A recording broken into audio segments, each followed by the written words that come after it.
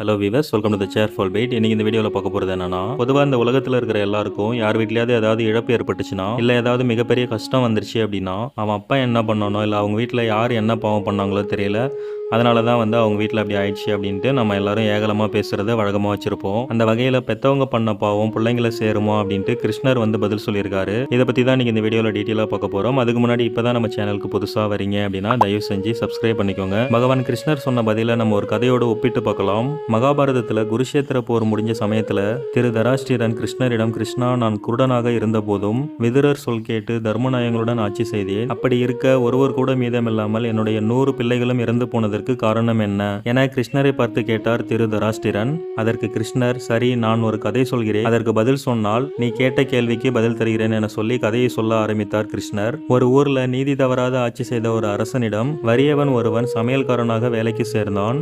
அந்த சமையல்காரன் மிக சுவையாக சமைப்பது, அரசனை பிரத்யேகமாக கவனிப்பது, அவன் எடுத்துக்கொண்ட முயற்சியினால் வெகு சீக்கிரமே தலைமை சமையல் கலைஞனாய் பதவி உயர்த்தப்பட்டான். ஒரு முறை அரசருக்கு வித்தியாசமான சுவையில் ஏதாவது ஒன்று செய்து கொடுத்து பரிசு பெறும் நோக்கில் அவனுக்கு விபரீதமான யோசனை ஒன்று தோன்றியது. அதன்படி அரண்மனை குளத்தில் இருந்த அன்னத்தின் குஞ்சு ஒன்றை பிடித்து ரகசியமாய் சமைத்து அரசனுக்கு பரிமாறினான். தான் சாப்பிடுவது எதுவென்று தெரியாமல் சுவையில் மயங்கிய மன்னர் அதை விரும்பி சாப்பிட்டதோடு மட்டுமல்லாமல் தினமும் அதையே சமைத்து தருமாறு கட்டளையிட்டார். அதோடு மட்டுமல்லாமல் அந்த சமையல்காரனுக்கு பெரும் பரிசு ஒன்றையும் அளித்தார். திரு தராஷ்டிரா, இப்போது பதில் சொல் என்றார் கிருஷ்ணர். அரசன் மற்றும் சமையல் கலைஞன் இவர்கள் இருவரில் யார் அதிகம் தவறிழைத்தவர்கள், பதில் சொல் என்றார் கிருஷ்ணர். திரு தராஷ்டிரன், கிருஷ்ணா, சமையல்காரன் அறியாமையிலேயே புலால் கலந்த உணவை அரசனுக்கு பரிமாறினான். சமையல்காரன் பணம் பரிசு பொருட்களுக்கு ஆசைப்பட்டிருப்பான். அதனால் அவன் செய்த தவறு சிறியது.